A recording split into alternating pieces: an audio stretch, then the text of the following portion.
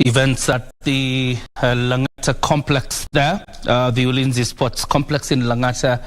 Obviously, as we continue to await the arrival of His Excellency President Uhuru Kenyatta, the Commander-in-Chief of the Kenya Defence Forces. What you can call modernization is actually that expansion itself is a modernization on its own. The expansion of the number of military units that has come. That today we have more troops, because mostly of course because we are being also informed by our operational environment that requires that. But the president is the one who has the authority to authorize that for that increment.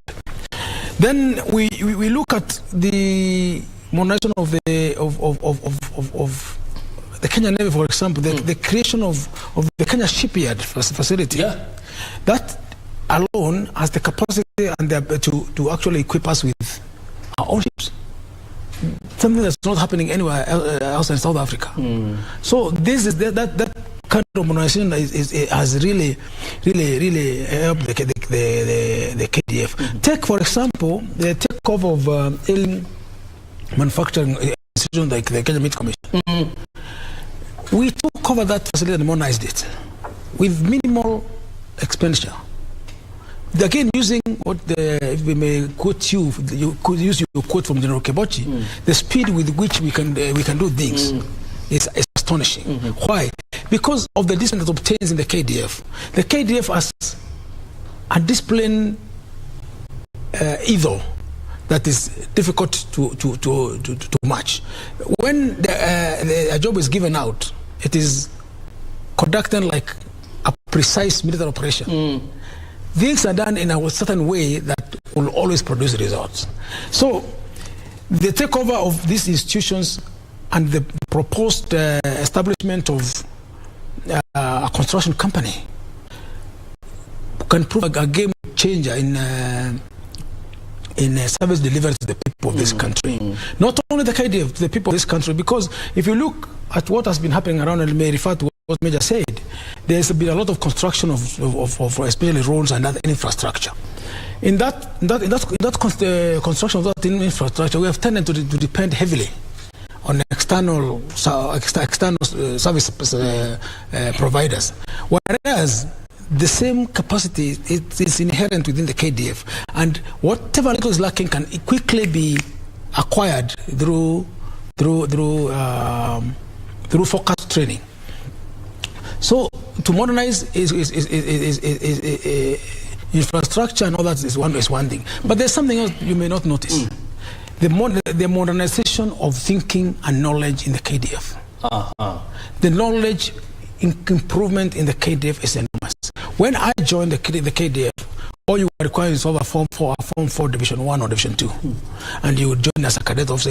Your grades are good in English, geography, mathematics, and all those. You have got a good grade. The Air Force used to say Division 1. And it's like saying, we want guys with the AA minus to join the Air Force, B plus and above to join the rest. But now, the thing is, the level of knowledge was not that wide, because you tend to be restricted to your area, your career. What exactly are you? What are you trained to do? That's what you do. The army would channel you towards also your career. If you're an infantry soldier, you would just remain an infantry and rise in the ranks as an infantryman. But today, you realize that we in the KDF have very many schools.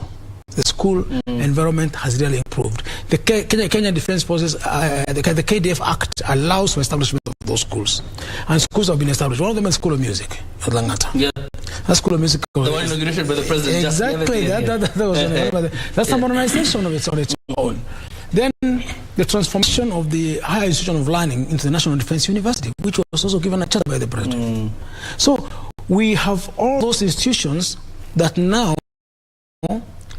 are there to grow the intellectual competence of the serviceman and the officer.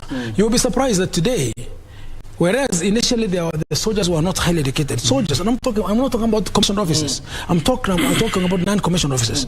They were not highly educated, but today, I was very shocked when I went I'm still studying myself. And when I went to check on supervisor at Kenyatta University, I found one of my former warrant officers. It's a doctor there, it's a PhD holder there. He's teaching in the school that I'm in. And he's the one who's now reviewing my work. So what we are saying is that the level of knowledge explosion in the KDF and in the last 10 years that His Excellency Uhuru Muigai Kenyatta has been in power is astonishing.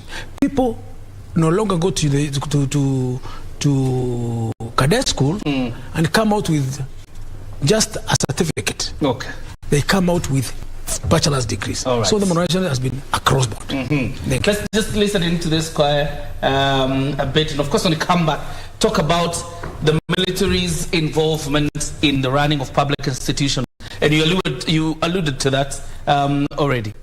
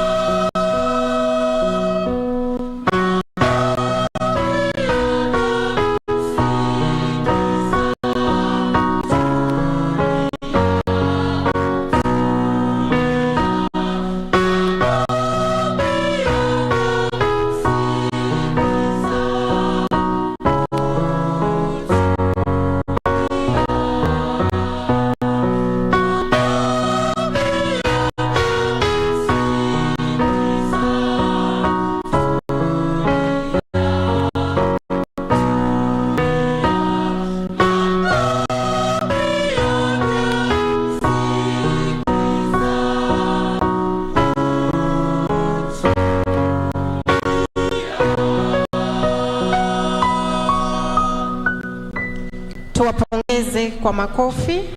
Tuwape makofi tafadhali wanakwaya wetu wa Anglican Church wanapoondoka.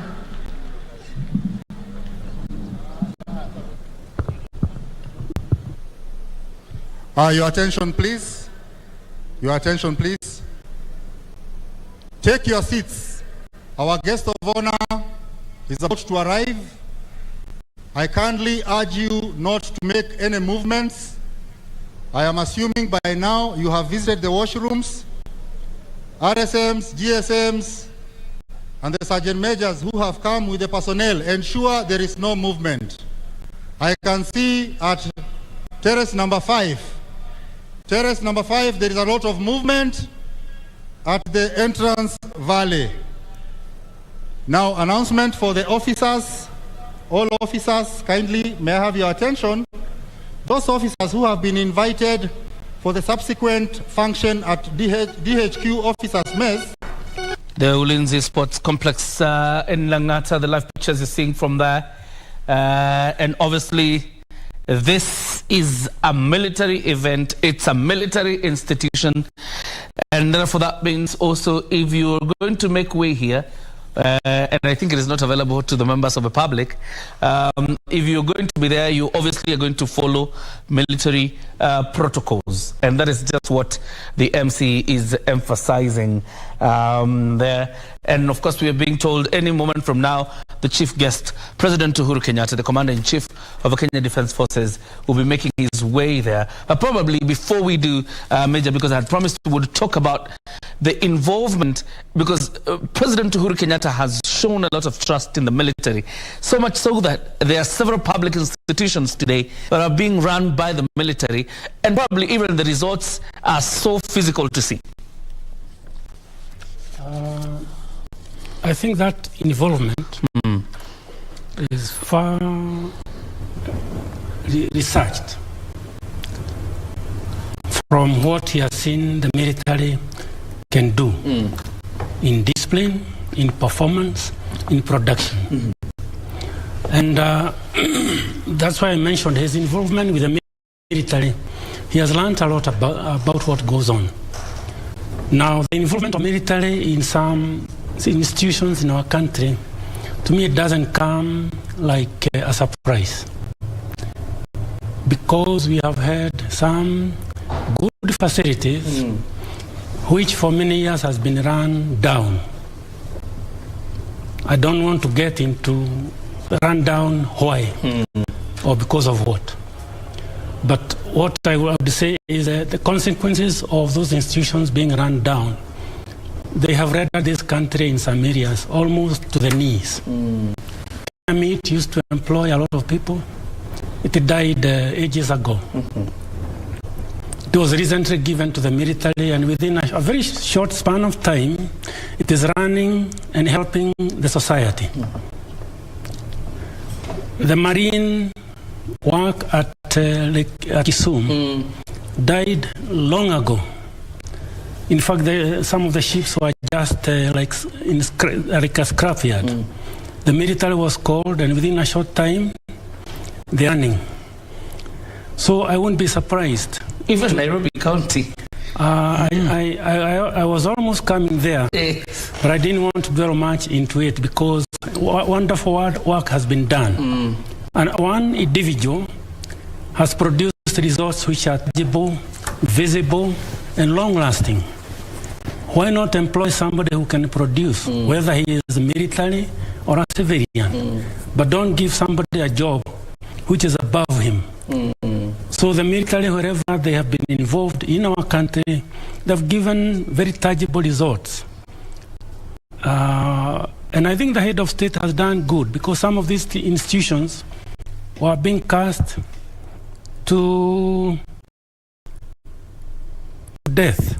Actually, some of these institutions, they are being revived. The military people, you give them a job and it will be done. In military, we say, and the commanders in the military, they work very hard, but they get results. If I'm given a job by my commander, it is not me to go and ask him how to go around it. what I'll take to him are results. The commander-in-chief, at the level where he is, he brought a general in our Nairobi city, the state at which it was. Yes. Now, the general pushed it up to where it is now. I wish we get somebody else who can improve a little bit from where it is left. Kenya Meet is running, other institutions are running by the military people.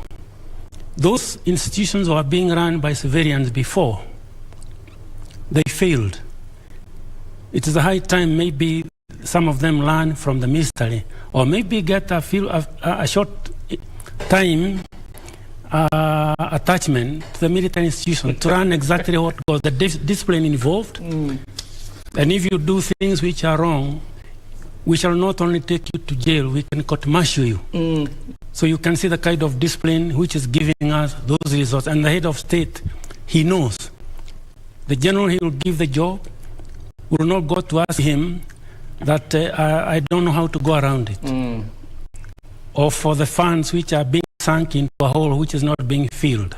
You'll get a result for every coin you put in. Otherwise, if a general does not do the job, we court-martial you. That is the line of work we follow and the ethics.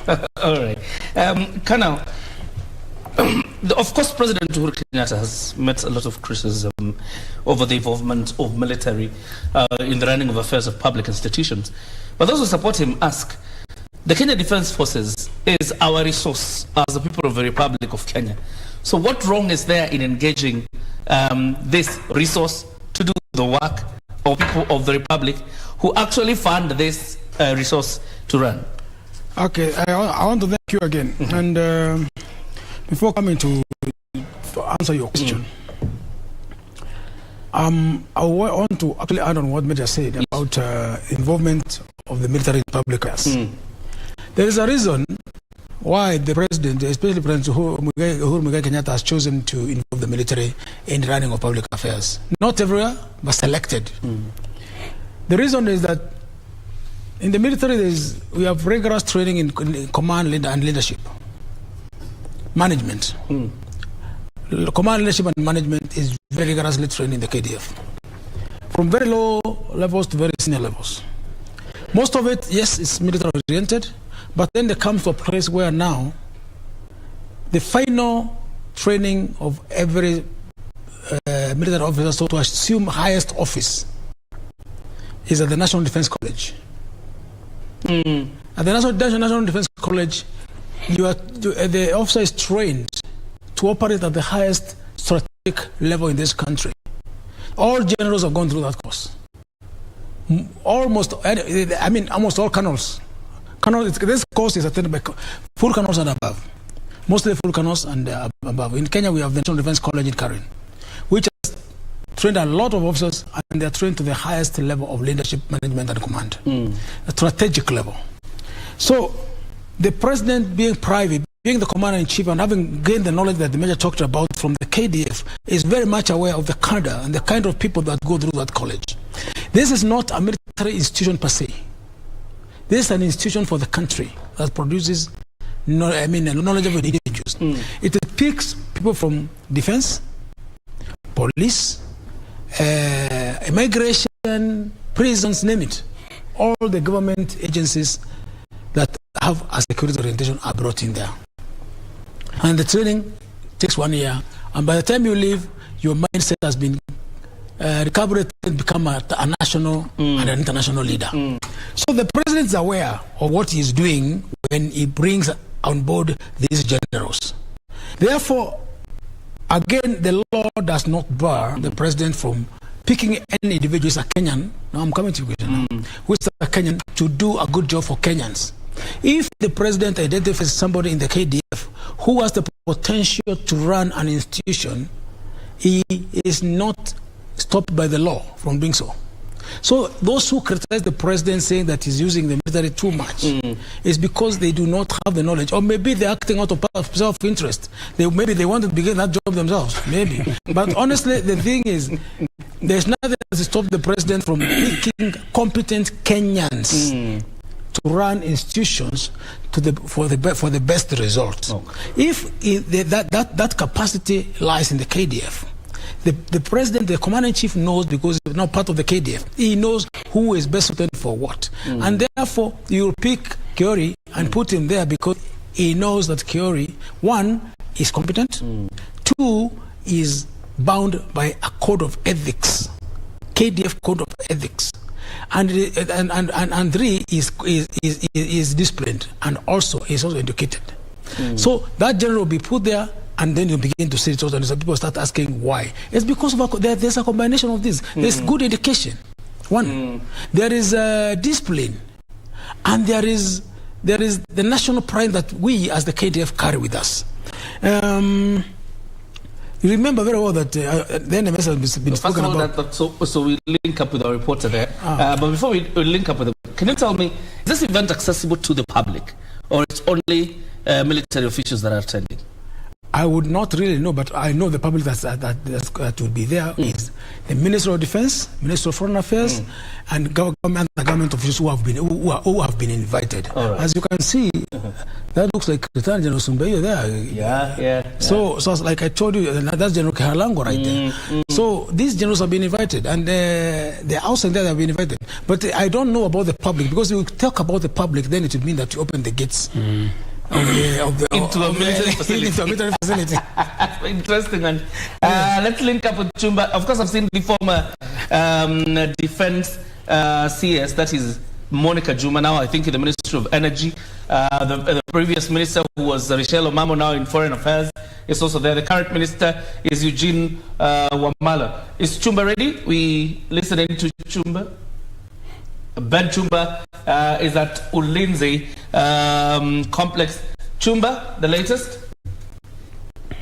Nasi Generali mstaafu Samson Jeffa Matete ambaye ameshawasili kupata kuwa nasi za moja kwa moja kutoka uwanja wa Ulinzi Sports Complex katika kaunti ya Nairobi, eneo la Lang'ata, ambapo hii leo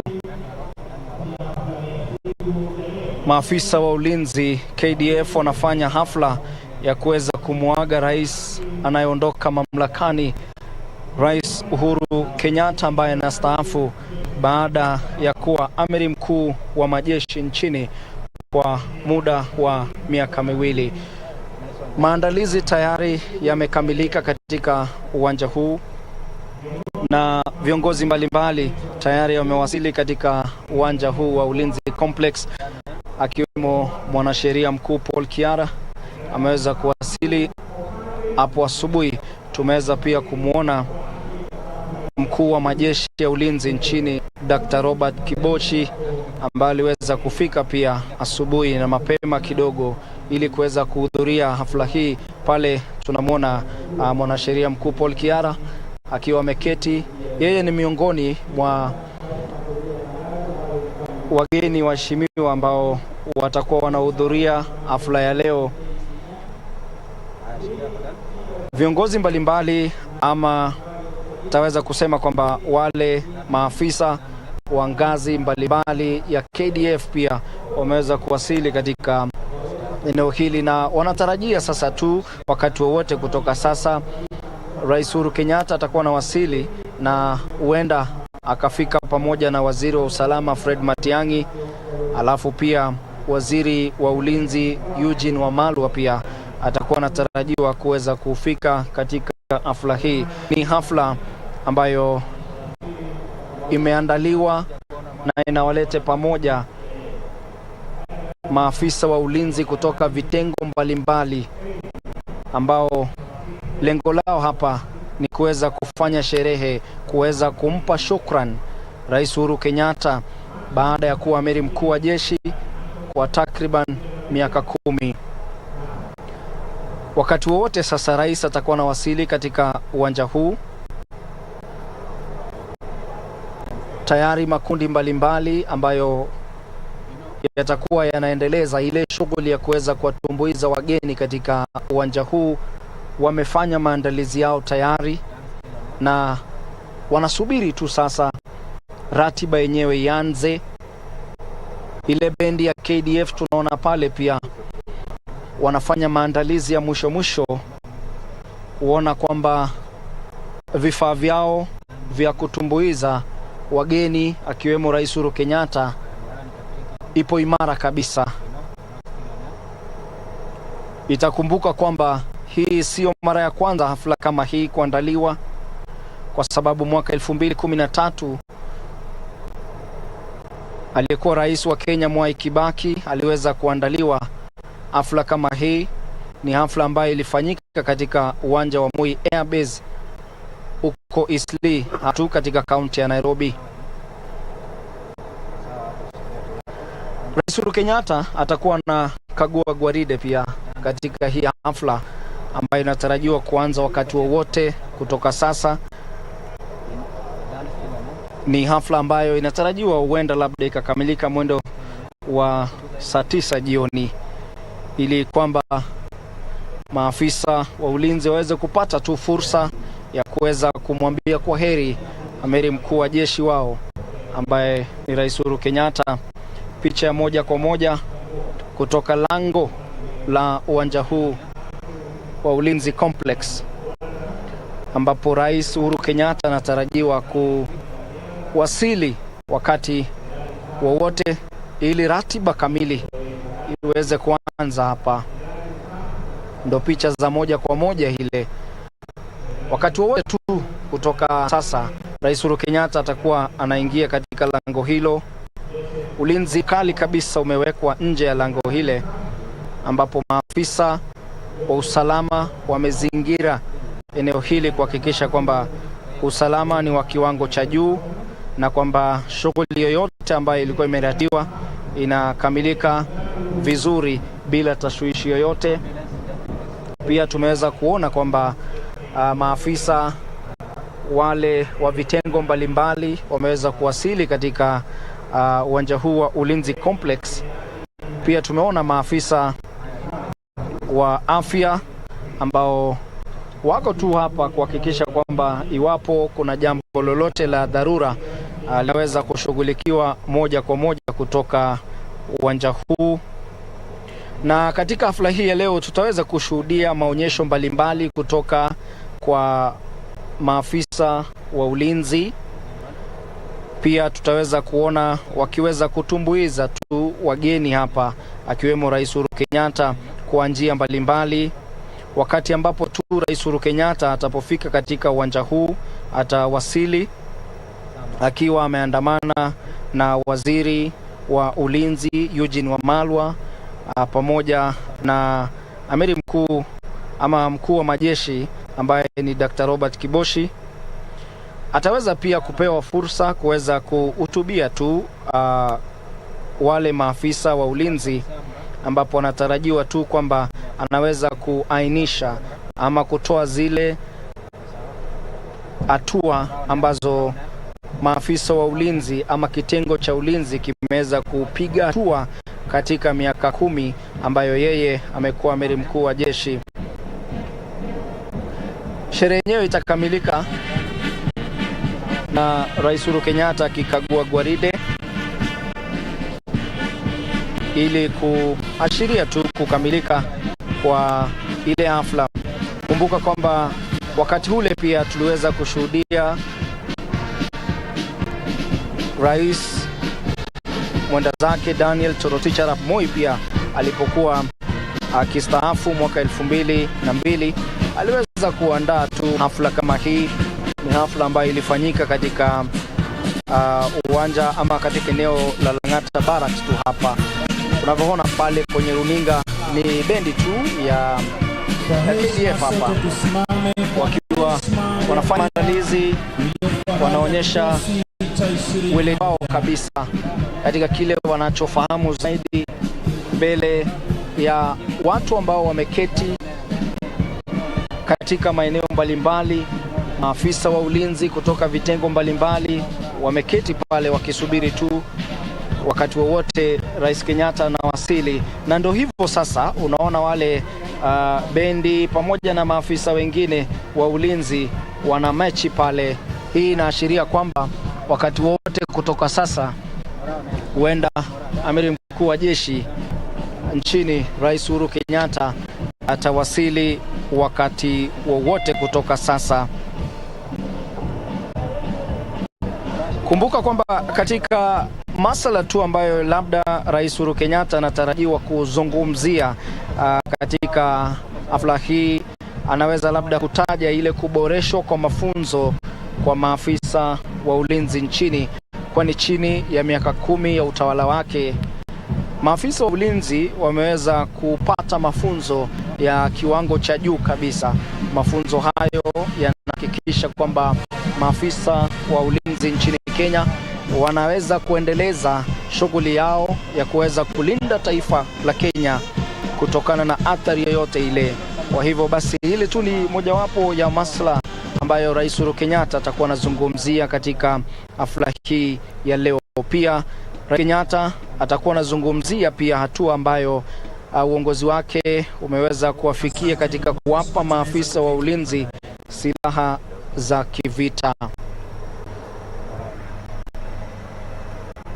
Acha tusikize bendi kidogo, alafu tutazidi kukupasha mambo yanavyokwenda hapa.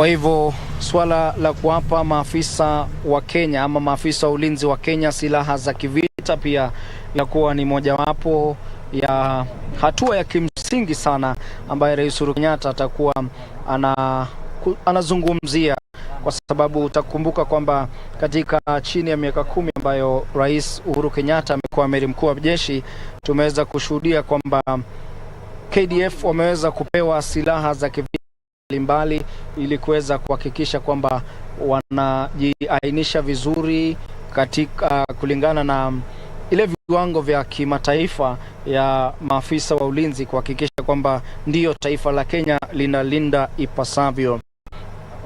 Katika chini ya uongozi wake pia tumeweza kushuhudia kupanuliwa kwa miundo misingi kwa maafisa wa ulinzi hapa nchini. Mwaka 2019 tumeona Rais Uhuru Kenyatta akifungua maeneo mbalimbali ya maafisa ama vituo mbalimbali kwa maafisa wa ulinzi kuendeleza shughuli zao. Mwaka 2019 kulifunguliwa Mudika Barracks ambayo iko katika kaunti ya Garissa. Kumbuka tu hii ni mojawapo ya mikakati ya Rais Uhuru Kenyatta kuhakikisha kwamba maafisa wa ulinzi wa KDF wapo katika maeneo mbalimbali nchini ili kuweza kulinda taifa la Kenya kutokana na jambo tu lolote ambalo linaweza kutokea. Kwa hivyo kupanuliwa kwa miundo misingi ya maafisa wa ulinzi ni swala ambalo Rais Uhuru Kenyatta atakumbukwa sana katika miaka yake 10 ambaye amekuwa rais wa Kenya. Alafu pia katika kuhusisha wale maafisa wa ulinzi kwenye utekelezaji wa miradi ya kitaifa, tumeona kwamba Rais Uhuru Kenyatta ameweza kuhusisha KDF katika utekelezaji wa miradi mbalimbali ya kitaifa kama ile ya Kenya Meat Commission ambayo iliweza kuchukuliwa ama usukani wake ulichukuliwa na maafisa wa ulinzi. Tumeona pia maafisa wa ulinzi wakipewa majukumu mbalimbali. Kwa hivyo ni hatua pia ambayo Rais Uhuru Kenyatta atakuwa anajivunia kama amiri mkuu wa jeshi anapoondoka sasa baada ya miaka 10. Kwa hivyo ni hafla tu ambayo inawaleta tu pamoja maafisa mbalimbali wa vitengo mbalimbali wa ulinzi ama KDF. Alafu pia tumeona wageni mbalimbali wameweza kukaribishwa tu ili kuweza kutumbuiza wageni ambao watakuwa wanahudhuria hafla hii leo. Wanafunzi pia watakuwepo katika sherehe hii, kwa sababu tumeweza kuona wanafunzi kutoka shule mbalimbali kama vile Lang'ata Primary wakiwa wamefika hapa. kuna wale kutoka Moi Forces Academy ambao pia wamefika na watakuwa wanakariri shairi katika hafla hii leo. Wanafunzi pia kutoka Lang'ata Primary, Lang'ata Secondary wameweza kufika hapa. Alafu pia kuna ile bendi ambayo tunaifahamu sana katika vikao vingi vya KDF, yani Maroon Commandos Band, pia wapo katika uwanja huu kuweza kuwatumbuisha tu wageni, kuhakikisha kwamba wageni wanafurahi. Pia tutaweza kuona Roman Catholic Choir watakuwa wanafanya tu maonyesho, ama watakuwa wanaweza kutumbuiza wageni hapa katika uwanja huu. Tunaona tu wale maafisa wa ulinzi wanafanya tu maandalizi ya shughuli ambayo ni ya ukaguzi. Wakati ambapo Rais Uhuru Kenyatta atawasili hapa, atakuwa anatarajiwa kuweza kukagua gwaride. Kwa hivyo wale tu ni maafisa wa KDF ambao wanafanya tu maandalizi kuhakikisha kwamba kila kitu kinakwenda shwari, ndipo wakati ambapo shughuli ya ukaguzi wa gwaride itakapoandaliwa, basi kila kitu kitakuwa shwari. Kumbuka kwamba Rais Uhuru Kenyatta haitakuwa mara yake ya mwisho kuweza kukagua gwaride, kwani siku ya Jumanne wiki ijayo, wakati ambapo Rais mteule William Samoei Ruto atakuwa anakula kiapo kama rais wa 5 wa Kenya, Rais Uhuru Kenyatta pia anatarajiwa kukagua gwaride ambayo itakuwa ya mwisho sasa kabla yake kustaafu rasmi. Kwa hivyo hii haitakuwa ni hafla yake ya mwisho kukagua gwaride. Tunatarajia kwamba atafanya hivyo siku ya Jumanne wiki ijayo. Kumbuka Rais Uhuru Kenyatta tayari amesema kwamba yeye yuko tayari bisa kuweza kupeana ama kumpokeza Rais mteule William Ruto hatamu za uongozi na utawala wa taifa la Kenya. Kwa hivyo ni swala ambalo wengi wanasubiri sana kujua siku hiyo itakuwa vipi. Lakini kwa sasa kinachoendelea ni kwamba baada ya Rais Uhuru Kenyatta kuwa mkuu wa majeshi ama amiri mkuu wa majeshi nchini Kenya, basi muda wake umeweza kukamilika, na kama ilivyo desturi, maafisa wa KDF wanafanya kikao, wanafanya hafla ili tu kuweza kumwambia asante. Maonyesho mbalimbali yameweza kuandaliwa katika uwanja huu wa Ulinzi Complex. Tutaweza kushuhudia wale maafisa wa ulinzi wa KDF wakifanya maonyesho ya angani, maonyesho ambayo tunafahamu inawavutia sana wa Kenya mara kwa mara. Itakuwa ni baadhi tu ya zile mipangilio ambayo imeweza kuwekwa hapa. Kwa hivyo tutaweza kushuhudia maonyesho ya angani wakati ambapo Rais Uhuru Kenyatta atapokuwa amewasili katika uwanja huu.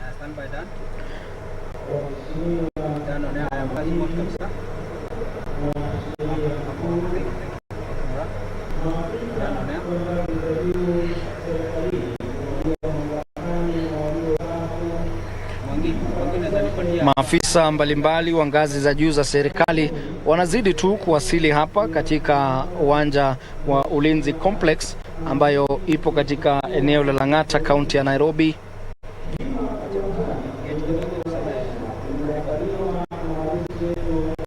Wakati wote tunaona pale kwenye lango kuna maandalizi kidogo, huenda inaashiria kuwasili kwa Rais Kenyatta katika uwanja huu wa Ulinzi Complex. Unaona maafisa wa ulinzi wamepiga kambi, wanaonekana kuandaa tu gari ambayo itakuwa inamuleta Rais Uhuru Kenyatta katika uwanja huu. Tunatarajia wakati wowote kutoka sasa Rais Uhuru Kenyatta atakapokuwa anawasili, atapanda gari hilo na kuweza kufika katika uwanja huu, na atawasili akiwa ameandamana na waziri wa ulinzi ambaye ni Eugene Wamalwa, pamoja na mkuu wa majeshi ya ulinzi nchini Dr. Robert Kiboshi.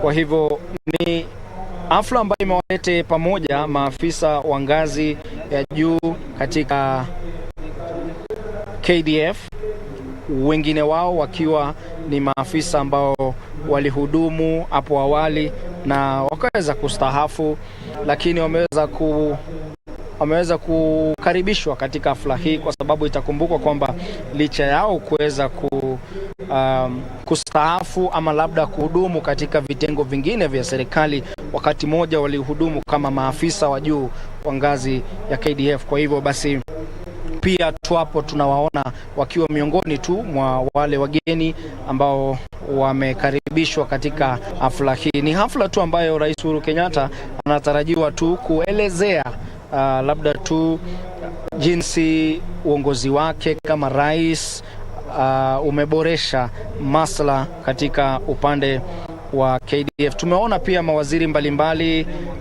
tumeona waziri Monica Juma akiwa ameketi pale, Rachel Omamo pia yupo miongoni mwa maafisa wa ngazi za juu ambao wameweza kuwasili hapa tu.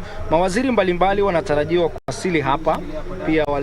Waziri wa usalama Fred Matiang'i atakuwa na wasili pia katika shughuli hii ya kuweza kutoa shukran, kutoa asante kwa kamanda ama amiri mkuu wa majeshi nchini ambaye ni Rais Uhuru Kenyatta. Kwa hivyo maafisa wa KDF watakuwa na muaga tu kwa mpangilio hapa tu, kwa kuweza tu kutoa heshima zao za mwisho kwa amiri mkuu wa majeshi nchini ambaye amekuwa akiwaongoza kwa takriban miaka 10 iliyopita. Kwa hivyo ni hafla tu ambayo hatuwezi sema kwamba imewalete wengi sana, kwa sababu tunavyoona tu ni wale maafisa kutoka vitengo mbalimbali kutoka KDF, maafisa wa juu wa KDF na pia maafisa wa serikali, na wanahabari wapo hapa na wageni tu ambao labda ni wanafunzi ama kwaya mbalimbali ambao wanatarajiwa kufanya shughuli ya kuweza kutumbuiza wageni ama Wakenya wa tabaka mbalimbali hawajaruhusiwa hapa kabisa, kwa sababu kumbuka hii ni hafla tu ambayo imeandaliwa na maafisa wa KDF kuweza kumwambia asante amiri mkuu wa majeshi nchini. Kwa hivyo ni hafla ambayo haiwaruhusu kabisa Wakenya kutoka tabaka mbalimbali kuweza kuhudhuria, lakini Wakenya wanaweza kufuatilia matangazo haya moja kwa moja kupitia runinga kama vile KBC Channel 1, ambapo hapa tunahakikisha kwamba Wakenya wanajua mambo yanavyotukia katika uwanja huu wa Ulinzi Complex ambayo ipo katika eneo la Lang'ata. Hapo awali nilikueleza mtazamaji kwamba ni hafla ambayo sio ya kwanza, ni hafla ambayo hufanywa kila baada ya miaka kadhaa baada ya kukamilika tu kwa awamu ya uongozi ya amiri mkuu wa jeshi ambaye anaondoka afisini katika mwaka 2013. Tuliweza kuona aliyekuwa rais wa Kenya Mwai Kibaki aliweza kuandaliwa tu hafla kama hii. Ni hafla ambayo iliweza kufanyika katika uwanja wa Moi Air Base pale Eastleigh hapa tu katika kaunti ya Nairobi. Alafu pia tuliweza kuona wakati huo alikuwa rais wa Kenya Mwai Kibaki alipokuwa akizungumza, aliweza kutoa shukrani zake na kusema kwamba na kuweza kuambia wale maafisa wa KDF kumuunga mkono Rais Uhuru Kenyatta ama kuunga mkono ama kupiga jeki sana uongozi ama serikali ya Rais Uhuru Kenyatta. Na wakati huu pia tunatarajia wakati ambapo Rais Uhuru Kenyatta atakapokuwa anachukua nafasi yake kuzungumza, wengi wanataraji kusikia ni yapi ambayo atakuwa anasema, kwa sababu mwaka 2013 tuliona Rais hayati Mwai Kibaki akiondoka mamlakani aliweza kuambia wale maafisa wa KDF kwamba wampe ama waweze kumuunga mkono na kumsaidia Rais Uhuru Kenyatta ama serikali ya Rais Uhuru Kenyatta. Kwa hivyo wengi wanatarajia kujua usemi wa Rais Uhuru Kenyatta utakuwa ni gani hii leo.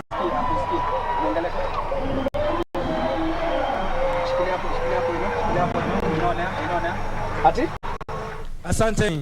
Kwa heshima tunaweza kuketi tafadhali.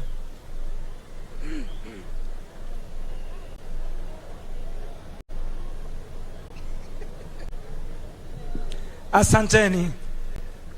Asanteni. Kwa heshima tunaweza uketi tafadhali. Na mtazamaji, kama nilivyokudokezea kwamba hii ni hafla ambayo inafanyika kila baada ya wakati unakamilika kwa uongozi wa amiri mkuu wa jeshi, na hafla kama hii iliandaliwa mwaka 2013 wakati ambapo aliyekuwa rais wa Kenya Kibaki alikuwa anaondoka mamlakani. Ni picha ambayo tunaenda kukuchezea sasa mtazamaji, ya moja ya picha ambapo rais Mwai Kibaki alikuwa pia anaandaliwa hafla kama hii leo ya kuweza kuambiwa asante na shukran. Hebu pata hiyo picha kwa sasa.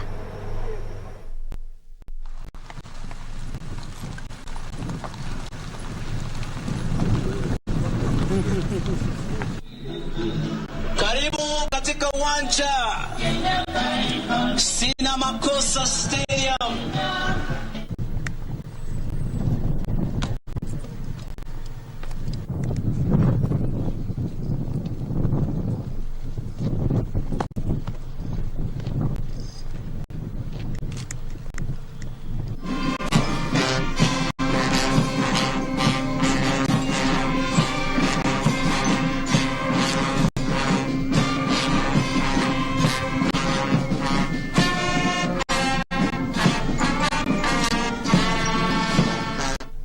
I would like to remind you that in a democratic society, changes in political leadership are inevitable. The role of the defense forces is to support the civilian administration to realize stability and prosperity. Diski 20 za haro, na pia kama vile unavyoona wakubeba mizigo tani 6, trakta aina ya Massey Ferguson.